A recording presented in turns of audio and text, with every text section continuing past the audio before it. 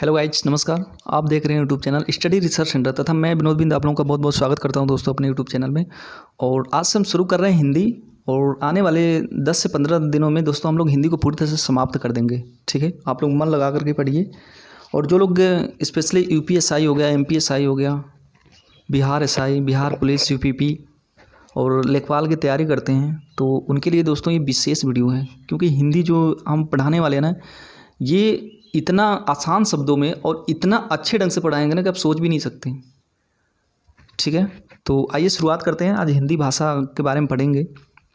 और एक चीज़ और ये भी कि वहीं दोस्तों मेरा लेक्चर वहीं सुने, वहीं देखें जो सीरियस स्टूडेंट हों। ठीक है ना, जिनको लगता है कि नहीं हमको ये एग्ज़ाम क्रैक करना है, यूपीएसआई क्रैक करना है, एमपीएसआई क्रैक करना। आप वीडियो तो देखो, वीडियो देखने के बाद अगर आपको लगता है कि एक भी क्वेश्चन छूट जाएगा ना, तो फिर बोल देना। अगर पूरे के पूरे मार्क्स पाना है तो वीडियो प्लीज़ ध्यान से देखो। और दूसरी बात कि आप इसका नोट्स बनाओ। सिर्फ देखने की बात नहीं है, देखने से दोस्तों बहुत करेगा, आपको 2 दिन 4 दिन तक याद रहेगा। ठीक है, वो भी पूरा याद नहीं रहता। 70 से 80% अभी तो आपको याद हो जाएगा, लेकिन 2 दिन 4 दिन बाद भूल जाओगे। कितना? 10 से 15% भूलोगे। फिर जैसे 7 से 8 दिन बीतेंगे, फिर आप 10 से 15% भूल जाओगे। इस तरह से करते करते महीने भर बीतने के बाद ना आप मतलब जितना भी था सब खत्म हो जाएगा। मुश्किल से 10 से 15% आपको याद रहेंगे अच्छी तरह से। तो आपके लिए बेहतर ये होगा ना कि आप नोट्स बनाओ। नोट्स बनाएंगे, एक बार 2 बार रिविजन करेंगे, पूरा का पूरा गारंटी देता हूँ आपको अच्छे ढंग से याद हो जाएगा। आइए शुरुआत करते हैं। सबसे पहले अगर हम भाषा की बात करें तो इसका हम देखेंगे परिभाषा। भाषा होती क्या है? ठीक है, देखिए यह जो है ये एक ऐसा माध्यम है जिसके द्वारा मनुष्य अपने मन के भावों तथा विचारों को बोलकर, लिखकर, पढ़कर प्रकट कर सकता है। देखिए हम जनरली ये जानते हैं कि भाषा हम उसे बोलते हैं कि जैसे हमने कोई बात बोली है तो वही भाषा हो गई। ये जनरली लोगों की एक धारणा बन चुकी है कि बात करना ही भाषा होती है। नहीं दोस्तों, बोलकर तथा लिख करके, ठीक है, प्लस पढ़ करके, तीनों, बोलने के अलावा लिखना, पढ़ना, इस तरह से भी हम मतलब वो भाषा का वो कर सकते हैं। ठीक है, ध्यान रखिएगा इसको। और मन के भाव, जैसे देखिए मान के चले कि हमारा दोस्त है, हम अपने दोस्त से बात करना चाहते हैं, कुछ कहना चाहते हैं, तो आखिर वो मन का ही तो भाव है। हम जो उससे बोलेंगे वो मन का ही तो भाव है। तो वही होता है, मन के भाव तथा अपने विचारों को उनके सामने हम प्रकट करते हैं। किसके माध्यम से? बोलकर, लिख करके, पढ़ करके, तीनों के माध्यम से। देखिए भाषाएं जो होती हैं संस्कृति का विकास करती हैं। ध्यान रखिएगा, भाषाएं संस्कृति का विकास करती है तथा यह संचार का प्राथमिक वाहन है। अब जिस भी एरिया में हो, मान के चलो आप दक्षिण भारत में, तो वहाँ पे द्रविड़, मलयालम, कन्नड़ जो भी बोली जाती हैं, तो वहाँ पे स्पेशली जिस क्षेत्र में रहती जो क्षेत्र होता है ना दोस्तों, वहाँ पे क्या होता है ना कि वो भाषाएं जो होती हैं ना उस क्षेत्र का विकास करती हैं। हमारे देखिए हिंदी, हम लोग हिंदी क्षेत्र में रहते हैं, उत्तर भारत क्षेत्र में रहते हैं, तो यहाँ पे हिंदी जो है संस्कृति का विकास करती है। तो इसको ध्यान रखिएगा। अगर हम भाषा की विशेषताओं की बात करें, एक मिनट दोस्तों, थोड़ा सा इसकी क्वालिटी ठीक नहीं लग रही है। भाषा की विशेषताओं की बात करें तो देखिए ये जो है ना, आपको अभी ये टॉपिक जो पढ़ाऊंगा भाषा की विशेषताएं, ये एग्जाम की दृष्टि से बहुत ही इंपॉर्टेंट है, बहुत ही इंपॉर्टेंट। देखिए जब क्या होता है ना कि जब क्वेश्चन लेवल का उठाता है ना, लेवल का मतलब कि जब हाई लेवल से उठाता है तो यही सब देता है। छोटे छोटे क्वेश्चन मतलब जो नॉर्मली होते हैं वो तो सबको पता रहता है। अगर मान के चलिए 40 नंबर की और 40 क्वेश्चन हैं आपके, ठीक है, एग्जाम में हिंदी के, तो आपको 25-30 क्वेश्चन तो सब कर लेगा, 30-35 क्वेश्चन सब कर लेगा। कंपटीशन में वही आएगा जो इन 4-5 क्वेश्चन को करे, जो कठिन क्वेश्चन करे, जो 4-5 क्वेश्चन एक्स्ट्रा रहते हैं ना कठिन वाले, वो करे। तो वैसे लड़के आते हैं कंपटीशन में। ठीक है, तो ध्यान रखिएगा, ये सब लेवल का थोड़ा सा क्वेश्चन है। भाषा की विशेषताएँ, भाषा की इसकी विशेषताएँ होती है दोस्तों, 5-6 चीज़ें आपको बताऊँगा, उसको रट लीजिएगा पूरा। ठीक है, एकदम रट लीजिएगा। भाषा देखिए अर्जित संपत्ति। अर्जित संपत्ति का मतलब कि जैसे देखिए आप जो भाषा सीख रहे हैं ना, ये किससे सीखें? किसी से तो सीखे ही है ना। ऐसा तो है नहीं कि आप खुद ही लगे बोलने। बचपन में अपने माता पिता के पास आप छोटे रहे होंगे, तो अपने माता पिता, घर परिवार में आखिर बोलना सीखे तो उनके माध्यम से ही ना, उनका सुन के ही तो सीखे ना। ऐसा थोड़े है कि आप जन्म लिए बोलने लगे, नहीं, ऐसा नहीं है, सीखे हैं।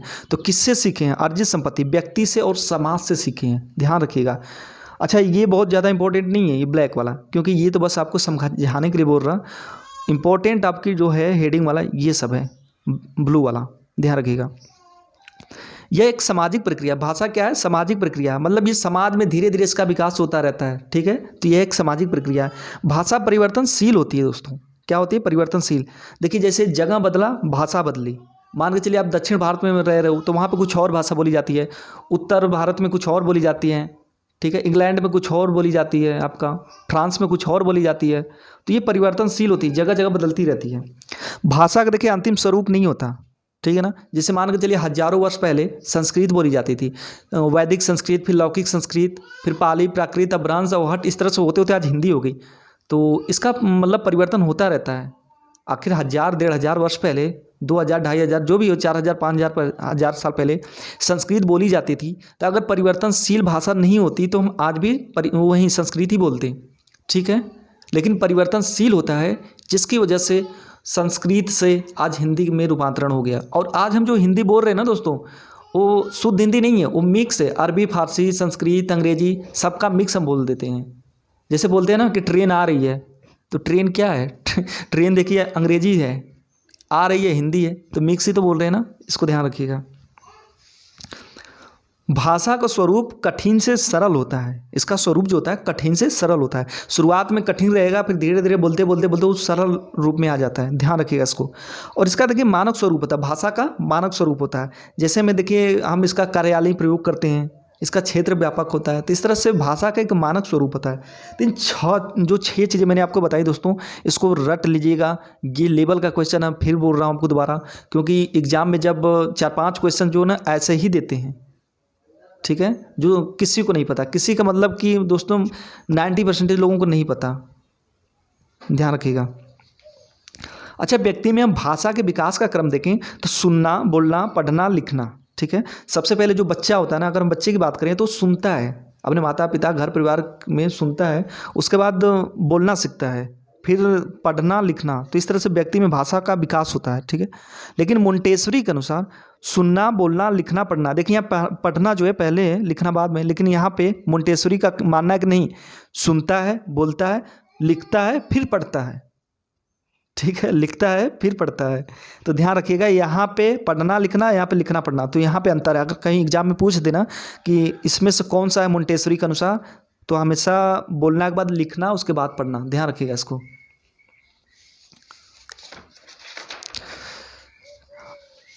अच्छा दोस्तों, मनोवैज्ञानिक रूप से, अगर मनोवैज्ञानिक रूप से भाषा को सीखने के लिए 3 प्रकार की योग्यताएं होनी चाहिए, ठीक है। 1 मिनट। हाँ, मनोवैज्ञानिक रूप से भाषा को सीखने के लिए 3 प्रकार की योग्यताएं होनी चाहिए। कौन कौन सी? जिज्ञासा, अनुकरण, अभ्यास। देखिए कोई भी चीज़ हो, कोई भी चीज़ अगर आप सीखना चाहते हैं तो सबसे पहले आपके अंदर जिज्ञासा होनी चाहिए, ठीक है। अगर आप यूपीएसआई की तैयारी कर रहे हैं, दरोगा बनना चाहते हैं, तो सिंपल सी बात है, आपके अंदर जिज्ञासा होनी चाहिए कि हम उस चीज़ को बनेंगे, पढ़ेंगे, लिखेंगे तभी तो मतलब ये चीज़ एक तरह से जिज्ञासा होनी चाहिए आपके अंदर, लालसा होनी चाहिए।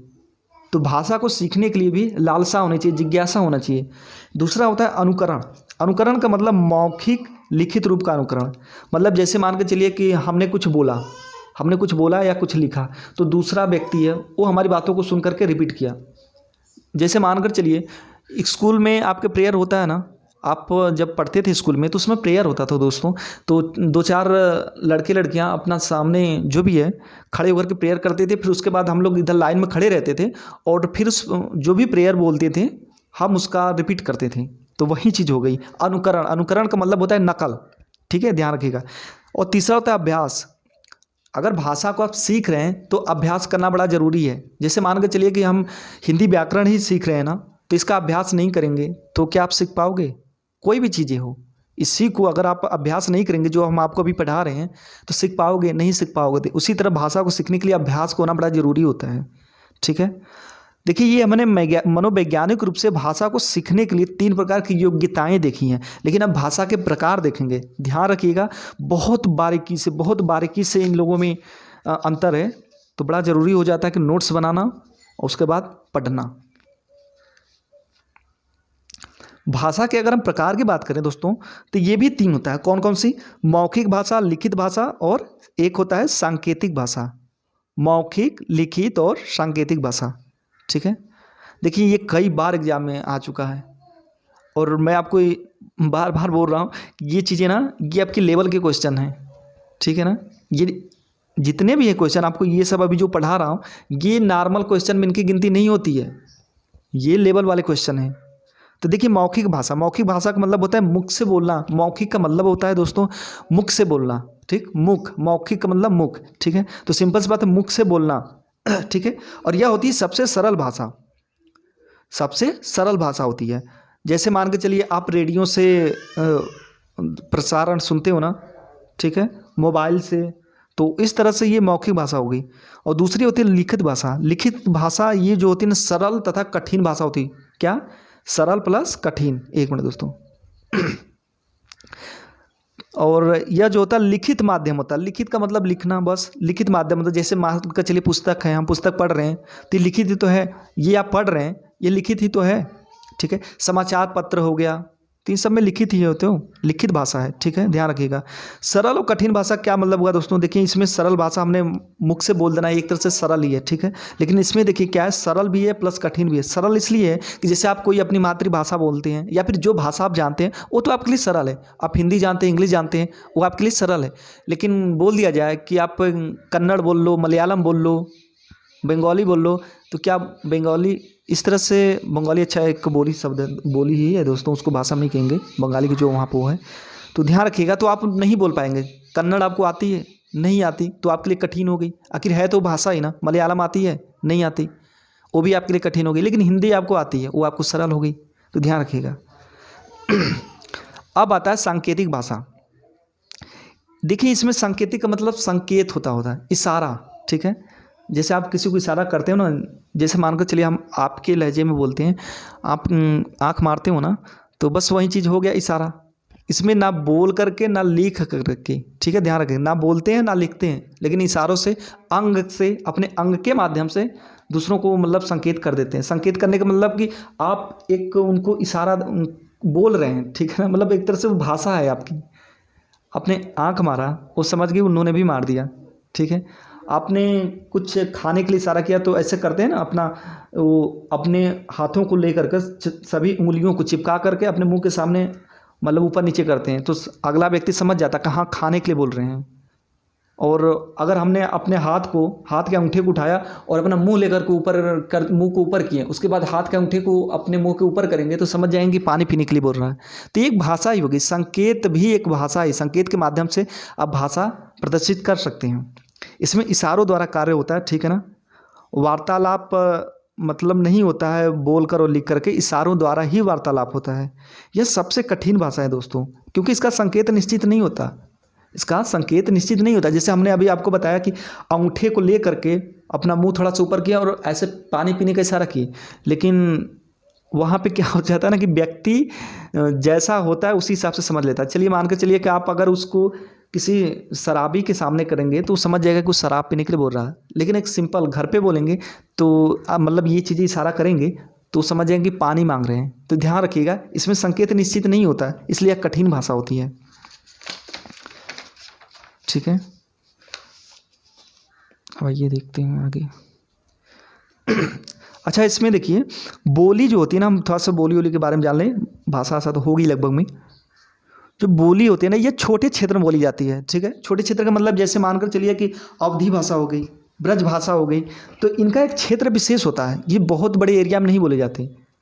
ये अपना आसपास जो भी 2, 4, 5, 10 जिले होते हैं उसी में मतलब बोले जाते हैं। छोटा क्षेत्र होता है बोली का। भाषा जो होता है ये व्यापक क्षेत्र होता है, ये बहुत बड़े क्षेत्र में बोला जाता है। जैसे देखिए हमारा हिंदी भाषा है ना, हम लोग तो ये उत्तर प्रदेश, बिहार हो गया, ठीक है, एमपी हो गया, छत्तीसगढ़ हो गया, राजस्थान हो गया, हरियाणा हो गया, दिल्ली हो गया, इन सब क्षेत्रों में हिंदी बोली जाती है। मतलब हिंदी एक भाषा है, तो भाषा बोली जाती है, समझ गए ना। भाषा का जो क्षेत्र होता है ये व्यापक होता है। अगर मातृभाषा की बात करें तो दोस्तों ये माता के मुख से सीखी भाषा, मातृभाषा माता के मुख से सीखी भाषा। अच्छा, अब इसको कितने लोग सोचेंगे कि माता के मुख से मतलब सीखी हुई भाषा, तो इसका मतलब बोली हो गई। नहीं दोस्तों, बोली नहीं है, क्योंकि जो ये बोली होती है ना दोस्तों, ये क्षेत्रीय स्तर पे बोली जाती है, ठीक है। तो कितना लोग यही सोचेंगे कि मातृभाषा भी तो वहीं क्षेत्रीय स्तर वाली चीज़ें बोली जाती है, बोली ही तो बोली जाती है। माता के मुख से जो क्षेत्र स्तर की, जो अपने आसपास की बोली होती है माता, वही तो माता भी बोलती है, मतलब बोली को ही। लेकिन नहीं, देखिए बोली तो ठीक है, लेकिन अगर हम देखें ना तो अपने आसपास के गांव में ही देख लीजिए, 2-4-5 किलोमीटर बाद थोड़ी सी भाषा मतलब जो भी है बोली हल्की से चेंज आएगी। हालांकि वो तो रहेगी स्पेशली उसी भाषा मतलब बोली में, लेकिन हल्की हल्की चेंज होती है। तो ध्यान रखिएगा, मातृभाषा अलग चीज़ हो गई, बोली अलग चीज़ होती है। बोली के अंदर भी अभी छोटी छोटी मतलब वो थोड़ा चेंजमेंट होता है बोलियों में, समझ गए। वो आपको 5 किलोमीटर, 10 किलोमीटर, 15-20 किलोमीटर पर आपको दिख जाएगा।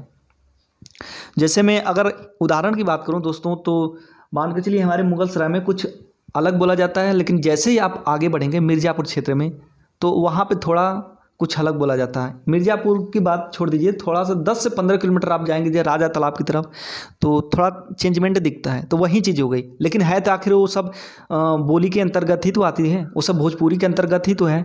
तो ध्यान रखिएगा इसको। राजभाषा, राजभाषा क्या होती है? देखिए बहुत ज़्यादा कन्फ्यूजन रहता है। कितने मतलब स्टूडेंट हैं ऐसे जो सोचते हैं ना कि हिंदी है ही क्या, मतलब हिंदी है क्या, राजभाषा है या राष्ट्रभाषा है, तो इसमें बड़ा कन्फ्यूजन होता है। देखिए दोस्तों, हिंदी जो है ना हमारी राजभाषा है। क्या है? राजभाषा। राजभाषा क्या होती है आइए देखते हैं।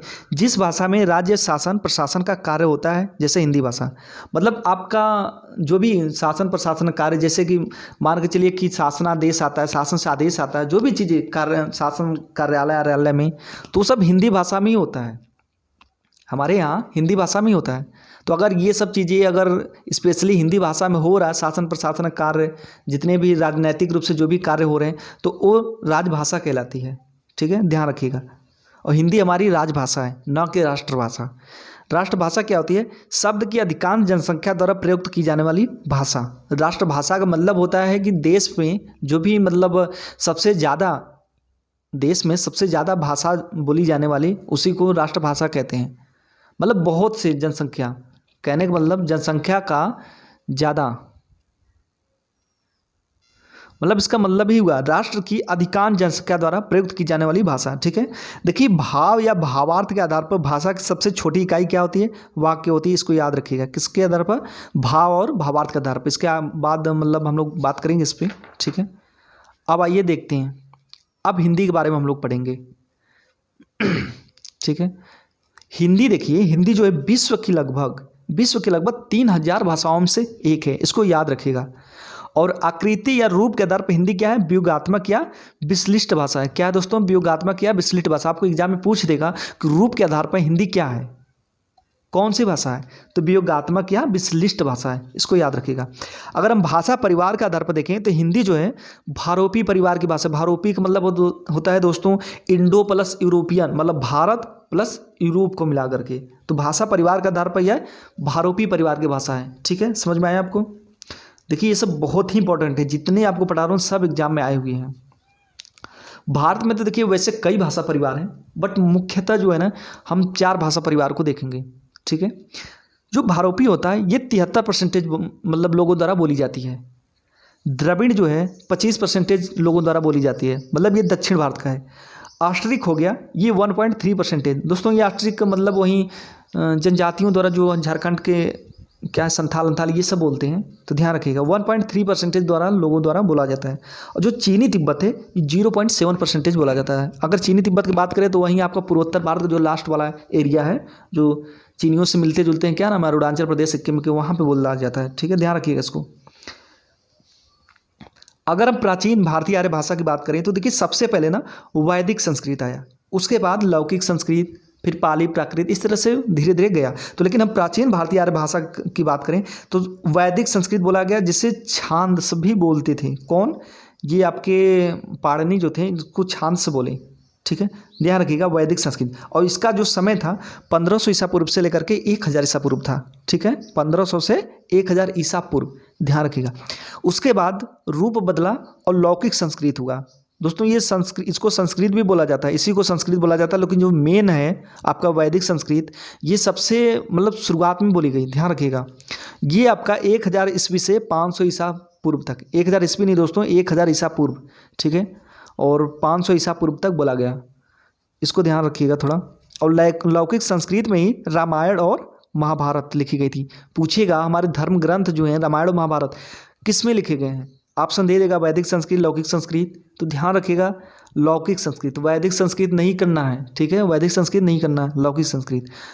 अच्छा दोस्तों आज के समय में देख रहे हैं कोरोना से लोग बहुत ज़्यादा परेशान हो रहे हैं, ठीक है ना। परेशान क्या, मतलब अच्छे अच्छे लोग देख रहे हैं इस कोरोना की वजह से मतलब दुनिया छोड़कर चले गए। तो आप लोगों से एक रिक्वेस्ट करना चाहता हूँ कि प्लीज़ यार आप लोग थोड़ा सा इस चीज़ को समझिए, ठीक है। आप इन्हें सीरियस लीजिए। सीरियस नहीं लेंगे ना तो फिर बड़ा मुश्किल हो जाएगा। अपने लिए नहीं, अपने घर परिवार के लिए सीरियस लीजिए।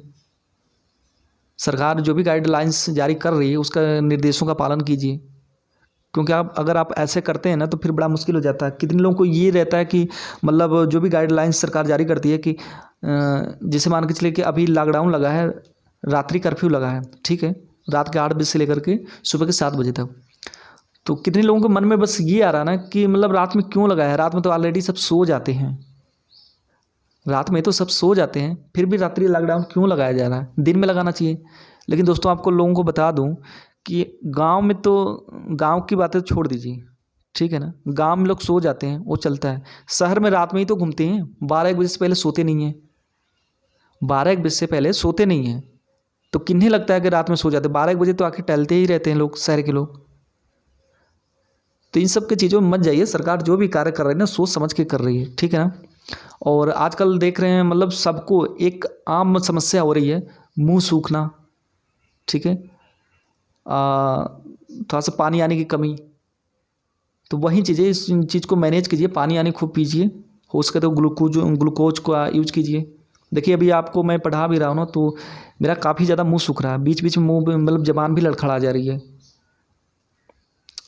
चलिए ठीक है, ध्यान दीजिएगा आप लोग थोड़ा सा कोरोना वरोना को लेकर के, क्योंकि ये बहुत बड़ी महामारी है दोस्तों। अगर आप सीरियस नहीं लेंगे ना तो फिर बहुत ही मुश्किल हो जाएगा, बहुत ही, और हो भी चुका है।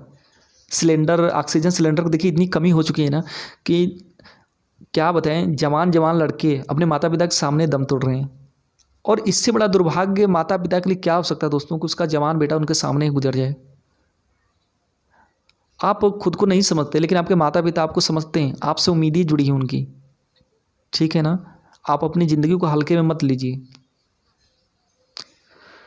अभी आपने एक एंकर को देखा, रोहित सरदाना जी, क्या बताऊं, बहुत अच्छे इंसान थे। कल उनकी कोरोना से मृत्यु हो गई, सुन के बड़ा दुख लगा। वो भी इतने, मतलब आप लोगों को अच्छा ये लग रहा होगा कि रोहित सरदाना के बारे में क्यों बात कर रहे हैं। दोस्तों कितने लोगों को ये लगता है ना कि जो कमज़ोर लोग हैं, ठीक है ना, जो बूढ़े लोग हैं, जो दुबले पतले लोग हैं, सिर्फ उनकी ही मृत्यु हो रही है कोरोना से।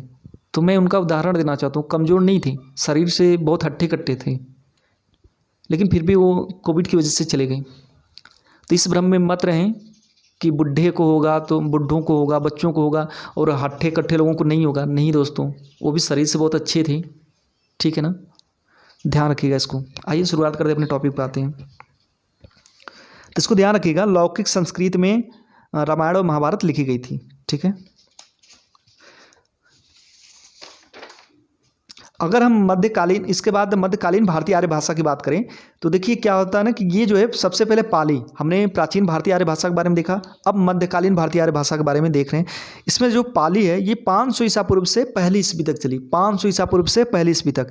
इसको देखिए बोलते हैं प्रथम प्राकृत काल, ठीक है ना। इस समय के, उस समय को प्रथम प्राकृत काल बोला जाता है। एग्जाम में पूछ देगा कि प्रथम प्राकृत काल में कौन सी भाषा बोली जाती थी, तो पाली। कौन सी? पाली। ध्यान रखिएगा, भारत की प्रथम देश भाषा, भारत की प्रथम देश भाषा पाली थी। इसको भी याद रखिएगा, ये बहुत बार, कितनी बार एग्जाम में आ चुका है कि भारत की प्रथम देश भाषा क्या थी, पाली थी। भगवान बुद्ध के सारे उपदेश ये पाली में ही है, ये भी कई बार क्वेश्चन आ चुका है, कई बार आ चुका है दोस्तों। इसको ध्यान से, ठीक है, रट लीजिएगा एकदम।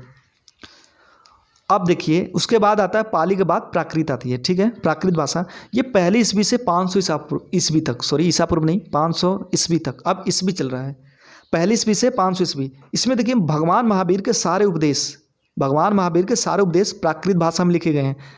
देखिए मैं आपको बार बार यही चीज़ बता रहा हूँ कि इसको, मतलब इन सब चीज़ों को एकदम रट लीजिएगा, क्योंकि ये भी क्वेश्चन कई बार पूछ चुका है एग्जाम में। और द्वितीय प्राकृत काल, इस समय जो चल रहा था वो द्वितीय प्राकृत काल चल रहा था। अगर एग्जाम आपसे पूछे, एग्जाम में पूछे आपसे कि दूसरे प्राकृत काल में कौन सी भाषा बोली जाती थी, तो प्राकृत करना है दोस्तों। क्या करना है? प्राकृत करना है। अच्छा एक चीज़ याद रखिएगा, यहाँ पे प्रथम प्राकृत काल बोला है तो आप लोग प्राकृत भाषा मत कीजिएगा, पाली कीजिएगा। ये नहीं कि प्राकृत देखें तो प्राकृत ही मार दिए एग्जाम में, नहीं, ध्यान रखिएगा इसको। उसके बाद देखिए आता है दोस्तों अपभ्रंश। ये है 500 ईस्वी से 1000 ईस्वी तक, 500 ईस्वी से 1000 ईस्वी तक, ठीक है। यह जो है ना, ये इस समय को तृतीय प्राकृत काल कहा जाता था। मतलब कि तृतीय प्राकृत काल में अपभ्रंश भाषा बोली जाती थी। कौन सी? अपभ्रंश। देखिए ना कैसे कैसे अब भाषा का स्वरूप बदल रहा है। संस्कृत, वैदिक संस्कृत से लौकिक संस्कृत, उसके बाद पाली, प्राकृत, अब अपभ्रंश तक आ चुके हैं। अभी अवहट्ट तक जाएंगे, फिर हिंदी आएगी। इस तरह से मतलब भाषा का स्वरूप बदलता रहता है। उसके बाद देखिए दोस्तों अवहट्ट, ये आपका 900 ईस्वी से 1100 ईस्वी तक, ठीक है। इसे बोलते हैं संक्रमणकालीन या संक्रांतिकालीन भाषा। संक्रमणकालीन या संक्रांतिकालीन भाषा मतलब यही संक्रमणकालीन का मतलब दोस्तों की यहीं से भाषा का टूटना फूटना और उसमें नई भाषाओं का प्रवेश करना, तो इसको बोलते हैं संक्रमणकालीन। तो यहीं से शुरू हो जाता है, ध्यान रखिएगा। अब हम बात करेंगे आधुनिक भारतीय आर्य भाषा। अब देखिए यहाँ से हिंदी की शुरुआत हो गई है।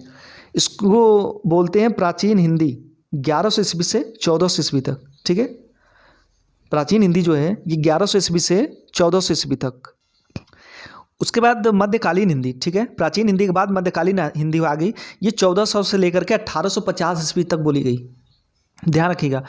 और फिर उसके बाद आई आधुनिक हिंदी 1850 ईस्वी से अब तक। मतलब 1850 ईस्वी से अब तक हम लोग जो बोल रहे हैं ना वो आधुनिक हिंदी है। तो हिंदी का देखिए आपका प्राचीन हिंदी 1100 से 14, मध्यकालीन हिंदी 1400 से 1850 और आधुनिक हिंदी 1850 से अब तक, अभी तक हम जो बोल रहे हैं वो आधुनिक हिंदी है। तो हमने प्राचीन भी देखा, मध्यकालीन भी देखा और आधुनिक भी देखा, ठीक है। अब देखिए हिंदी की जो आदि जननी है ये संस्कृत है। हिंदी की आदि जननी संस्कृत है। सामान्यतः हिंदी भाषा के इतिहास का आरंभ अपभ्रंश से माना जाता है, ध्यान रखिएगा। अगर आदि जननी पूछे तो हमें संस्कृत करना है, लेकिन हिंदी ये पूछे हिंदी भाषा के इतिहास का आरंभ पूछे कि मतलब ये हिंदी का आरंभ कहाँ से हुआ था, तो हम अपभ्रंश करेंगे। क्या करेंगे? अपभ्रंश, ठीक है। अब देखिए संस्कृत, सबसे पहले हम अगर भाषाओं का क्रम देखें तो सबसे पहले संस्कृत, उसके बाद पाली, फिर प्राकृत, फिर अपभ्रंश, फिर अवहट्ट, अवहट्ट से प्राचीन हिंदी, ठीक है, मध्यकालीन हिंदी, फिर आपका प्रारंभिक हिंदी या आधुनिक हिंदी। तो ध्यान रखिएगा इसको, ये आपका क्रम है। देखिए क्रम भी पूछता है, इन भाषाओं का क्रम पूछता है, ठीक है। तो इसको याद रख लीजिएगा, बहुत ही इम्पोर्टेंट है, कई बार पूछा है क्रम। दे देगा संस्कृत, पाली, प्राकृत, अपभ्रंश, दूसरे में दे देगा पाली, संस्कृत, अपभ्रंश, अवहट्ट। तो इस तरह से देता है क्वेश्चन, इसको ध्यान रखिएगा। हो गया ये। देखिए हमने आपको पहले ही बताया कि जो हम अभी जो वर्तमान स्वरूप हिंदी का देख रहे हैं ना, ये आपका मिक्स है, शुद्ध नहीं है, इसमें कई भाषाओं का मिश्रण है। देखिए हिंदी भाषा तुर्की, फारसी, अरबी, पुर्तगाली आदि कई भाषाओं का मिश्रित रूप है। भारत में हिंदी भाषा को 180 मिलियन से भी ज़्यादा लोग अपनी मातृभाषा के रूप में स्वीकार करते हैं, जबकि 300 मिलियन प्लस लोग दूसरी भाषा के रूप में प्रयोग करते हैं, ठीक है। ध्यान रखिएगा, दूसरी भाषा का मतलब दोस्तों जैसे कि मान के चलिए जहाँ पे हिंदी प्रचलित नहीं है तो वहाँ पे इसको दूसरी भाषा का दर्जा दे दिया जाता है, और जो वहाँ पे लोकल भाषा बोली जाती है उसको प्रथम दे दिया जाता है, प्रथम स्थान दे दिया जाता है, ठीक है। ध्यान रखिएगा इसको, ये राज्यों की बात कर रहा हूँ अपने देश में। अगर हम भारत के बाहर देखें, विदेशों में सबसे ज़्यादा बोले जाने वाले देश कौन कौन से हैं, तो नेपाल में 80 लाख से ज़्यादा लोग बोलते हैं, दक्षिण अफ्रीका में 9 लाख से ज़्यादा, मॉरिशस में 7 लाख से भी ज़्यादा लोग, ठीक है। और हिंदी जो आती है दोस्तों, ये देवनागरी लिपि के अंतर्गत आती है। अगर पूछ दे इसकी लिपि क्या है तो देवनागरी लिपि, हालांकि ये सब ब्राह्मी लिपि से निकली हुई मानी जाती है, लेकिन एग्जाम में अगर पूछ दे, दोनों दे दे, तो फिर मतलब हम देवनागरी को ही करेंगे, ठीक है। ध्यान रखिएगा। और यह संसार की सबसे अच्छी लिपि मानी जाती है, यह संसार की सबसे अच्छी लिपि मानी जाती है। अच्छा, अच्छी लिपि क्यों मानी जाती है दोस्तों? अच्छी लिपि मानने का मतलब इसका रीज़न ये है ना कि जैसे मान के चलिए आप अंग्रेजी में सी को जब लिखते हैं तो कहीं कहीं सी को स भी पढ़ा जाता है, कहीं कहीं च भी पढ़ा जाता है, कहीं कहीं क भी पढ़ा जाता है, तो उसका शुद्ध रूप नहीं होता। जैसे टी ले लीजिए अंग्रेजी में, तो टी को कहीं ट पढ़ा जाता है, कहीं स पढ़ा जाता है, ठीक है, और कहीं र भी पढ़ा जाता है। जैसे हम आपको एक वर्ड देते हैं NATIO, नेशन, नेशन का मतलब होता है राष्ट्र, तो हमने उसको बोला नेशन, जबकि टी लगा तो हमको तो नेटन पढ़ना चाहिए ना, बट हमने नेशन पढ़ा।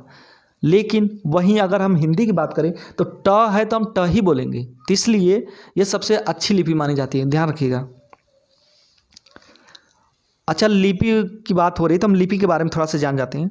लिपि क्या है? देखिए, लिखित वर्ण संकेतों की सहायता से भाव या विचार की अभिव्यक्ति ही लिपि होती है। लिपि दृश्य होती है जबकि भाषा श्रव्य होती है। अब देखिए, लिपि का मतलब होता है दोस्तों एक तरह से लिखना ही, मतलब जो लिखा रहता है वही लिपि होती है। ठीक है, तो मान के चलिए हम अपने भाव या विचार को लिख करके प्रदर्शित कर रहे हैं, वही तो होगी लिपि आपकी। लिपि दृश्य होती है, जैसे हमने यहाँ पे लिखा कुछ तो ये आपको दिख रही है, ठीक है ना, दिख रही है कि नहीं दिख रही, ये सब दिख रहा है ना, तो वही लिपि दृश्य होती है। लेकिन भाषा श्रव्य होती है, आपको भाषा दिखाई नहीं देगा, भाषा को आप सुन सकते हैं, इसलिए वो श्रव्य होता है। जैसे हम आपसे बोल रहे हैं तो क्या हमारी भाषा को आप सुन देख रहे हैं क्या? हमारी भाषा आपको दिखाई दे रही है? नहीं दिखाई दे रही है, आप सुन पा रहे हैं हमारी भाषा को, तो भाषा श्रव्य होता है। ध्यान दीजिए, एग्जाम में पूछ दे कि भाषा क्या होता है, दृश्य होता है, श्रव्य होता है, तो फिर अगर आपको नहीं पता रहेगा, आप इस पर सोचोगे विचारोगे नहीं, तो फिर तो गलत ही कर दोगे। ठीक है, देखिए भारत की सभी लिपियां ब्राह्मी लिपि से निकली हैं। ठीक है, इसको ध्यान रखिएगा। हमारी हिंदी भी है, ये भी देव मतलब जो भी है ये इसी ब्राह्मी लिपि से ही निकली है। आप देखिए 1927 में एक अंग्रेज प्रशासनिक अधिकारी जॉर्ज अब्राहम ग्रियर्सन थे। ठीक है, इन्होंने भारतीय भाषा सर्वेक्षण नाम की एक पुस्तक लिखी, लिंग्विस्टिक सर्वे ऑफ इंडिया। ठीक है, उसमें हिंदी की उपभाषाओं तथा बोलियों का वर्गीकरण किया। अब उसी आधार पर हम लोग आगे पढ़ेंगे उसके बारे में। ठीक है, तो थोड़ा सा और है दोस्तों, 31 मिनट का होगी वीडियो, बस 2 मिनट और रुक जाइए, उसके बाद हम नेक्स्ट में करेंगे। अच्छा, बोली के बारे में जान लेते हैं। एक मिनट बोली, चलिए अच्छा यहीं पे स्टॉप करते हैं हम लोग। ठीक है, बहुत लंबी वीडियो जा रही है, तो यहीं पे स्टॉप करते हैं। अगर वीडियो पसंद आती है तो लाइक कीजिएगा, नहीं पसंद आती है डिसलाइक कीजिएगा। ठीक है दोस्तों, नमस्कार।